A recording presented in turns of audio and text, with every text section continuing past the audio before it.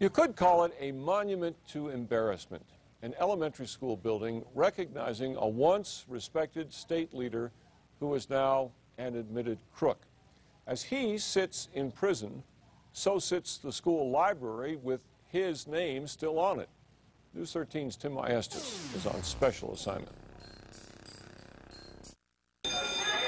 We name schools after people we'd like our children to be like. Artists like Georgia O'Keeffe, writers like Rudolfo Anaya, presidents. It shall be the policy of this nation to regard any nuclear missile. We will gain the inevitable triumph, so help us God.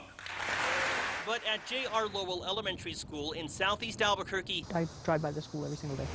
Sits a school building that has upset nearby residents for years. This is a black eye in our neighborhood. Named after someone you might recognize. It wasn't a very happy day for me. Yes, it is that Manny Aragon, the once powerful and now former state senator who's currently sitting in federal prison. As a taxpayer and a resident, he betrayed the public trust. We ask you not to ask any questions.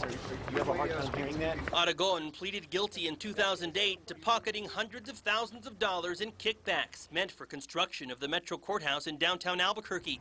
Lowell Elementary's library was named after him 4 years before his conviction to recognize his work securing state dollars to build it. There were lacking funds, and he was able to secure the funds from the state legislature. To Isabel Cabrera and many of her neighbors, his patronage of the school doesn't matter. And the consensus with the neighbors is it needs to come down. It's happened with other buildings. Shortly after his sentencing in 2009, Aragon's name was removed from the National Hispanic Cultural Center's Torreon.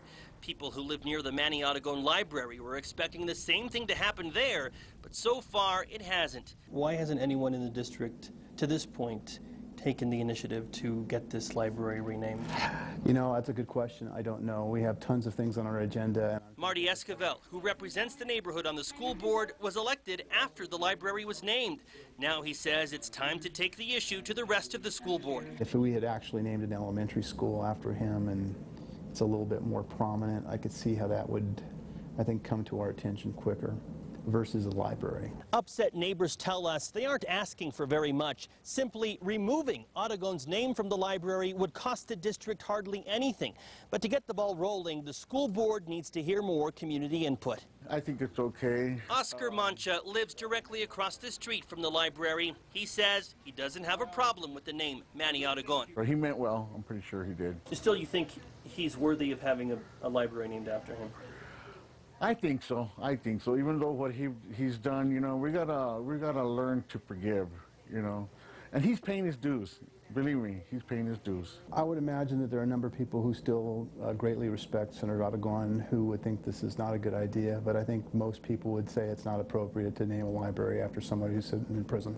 But it's not simply my decision. The entire board has to consider it. Esquivel is hoping to have the issue before the school board within the next few months. Isabel Cabrera and Paula Welsh tell us it should have happened a long time ago. As we fully expected that they would do the right thing. This is a place where we educate children, where we present role models to children. We're probably the laughing stock of many people that come to this neighborhood. Tim Maestas, KRQE News 13.